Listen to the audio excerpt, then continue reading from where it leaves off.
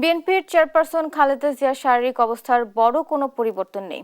তাকে উন্নত চিকিৎসার জন্য বিদেশ নেয়ার মতো অবস্থাও নেই। বেগম জিয়ার চিকিৎসার সর্বশেষ অবস্থা জানিয়েছেন মেডিকেল বোর্ডের প্রধান অধ্যাপক ডাক্তার শাহাবুদ্দিন তালুকদার। জানান, কিছু পরীক্ষা নিরীক্ষা করা হয়েছে, রিপোর্ট পাওয়ার পর নতুন সিদ্ধান্ত হবে। এদিকে খালেদা জিয়াকে ভিভিআইপি ঘোষণার পর থেকে হাসপাতালের ভেতরে বাইরে নিরাপত্তা জোরদার রয়েছে। নানা জটিলতা নিয়ে গেল 23 নভেম্বর থেকে এভার কেয়ার হাসপাতালে চিকিৎসাধীন খালেদা জিয়া।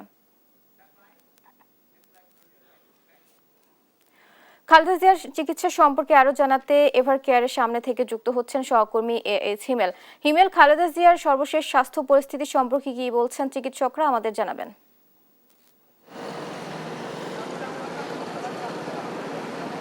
ধন্যবাদ বুবলি। আপনি যেমনটি বলছিলেন যে গত 23 নভেম্বর থেকে বেগম খালেদা জিয়া এভার কেয়ার হাসপাতালে নানান শারীরিক জটিলতায় ভর্তি হন এবং তারপর থেকে কিন্তু ওনাকে চিকিৎসা দেওয়া হচ্ছে।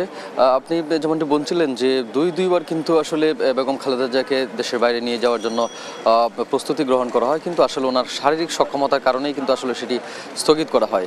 এখন পর্যন্ত ওনার যে শারীরিক অবস্থা সেটি কিন্তু এখন অপরিবর্তিত রয়েছে। আপনি জানেন যে উনি ফুসফুস, কিডনি এবং হৃদরোগ সহ এবং ডায়াবেটিক্সের বিভিন্ন জটিলতায় কিন্তু এখনও উনি হাসপাতালে শয্যাশয়ী। আমরা যেমনটা জানতে পেরেছি যে ওনার যে শারীরিক অবস্থা রয়েছে সেখানে যে বিশেষ যে রোগগুলো রয়েছে সেগুলো কিছুটা উন্নতি হলেও আবার অন্যদিকে কিছুটা কিন্তু অবনতিও হয়। সব মিলিয়ে আসলে ওনার স্বাস্থ্যের যে অবস্থা সেটা কিন্তু খুব একটু উন্নতি হয়নি, সেরকমটা কিন্তু আমরা এখানকার যে ডাক্তার রয়েছে তাদের যে সংশ্লিষ্ট যারা রয়েছে তাদের কাছ থেকে জানতে পেরেছি।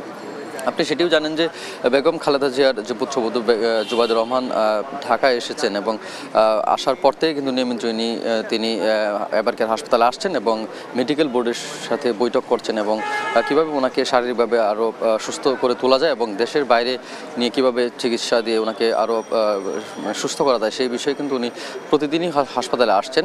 এবং আরেকটি বিষয় যেটি ইতিমধ্যে আমরা জানিয়েছি যে ওনাকে সিসিউতে কিন্তু আইসিইউতে স্থানান্তরিত করা হয়েছে এবং ওনাকে কিন্তু ইলেকট্রিভ ভেন্টিলেশনে রাখা হয়েছে। আপনি জানেন যে ওনার শ্বাসকষ্টজনিত রোগের কারণেই কিন্তু আসলে ভেন্টিলেশনে রাখা হয়েছে এবং এখানকার যে ডক্টর সংশ্লিষ্টরা রয়েছেন তারা যেটি বলছেন যে বেগম জিয়ার যে শারীরিক অবস্থা রয়েছে সেটি এখন পর্যন্ত আসলে স্থিতিশীল অবস্থায় রয়েছে। এবং আরেকটি বিষয় আমরা জানতে পেরেছি যে ওনার যে শারীরিক সক্ষমতা, বিদেশ যাওয়ার ক্ষেত্রে শারীরিক সক্ষমতা অর্জন করার ক্ষেত্রে কিন্তু এখন বেশ কিছু পরীক্ষা নিরীক্ষার পরে কিন্তু ওনাকে প্রেসক্রাইবজনিত ওষুধ কিন্তু বেগম জিয়া নিতে পারছেন।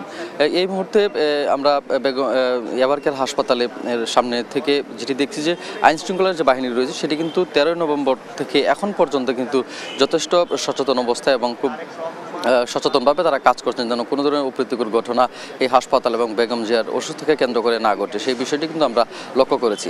রাজধানী এভার কেয়ার হাসপাতালে বেগম খালেদা জিয়ার অসুস্থতার বিষয়ে এই ছিল আমার কাছে সর্বশেষ তথ্য।